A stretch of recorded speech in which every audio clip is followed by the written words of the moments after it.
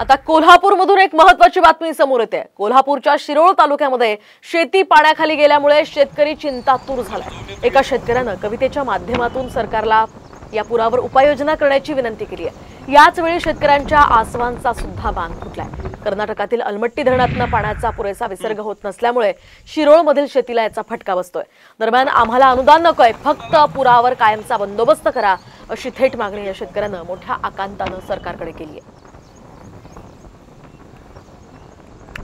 5-7 दिवसाचं पाणी, 5-7 दिवसाच्या पुराचं पाणी हे जर असं महापूर येत असेल तर आठवडाभर पडल्यावर काय होईल बघा, विचार करा। तो भोगदा कुठला अजून तुमचा फुटायचा आहे का नाही, तो फोडा। आणि आमच्या ह्या आसवांचा बांध जो वर्षाला फुटालाय, तो आसवांचा बांध आमच्या रोखा थांबवा।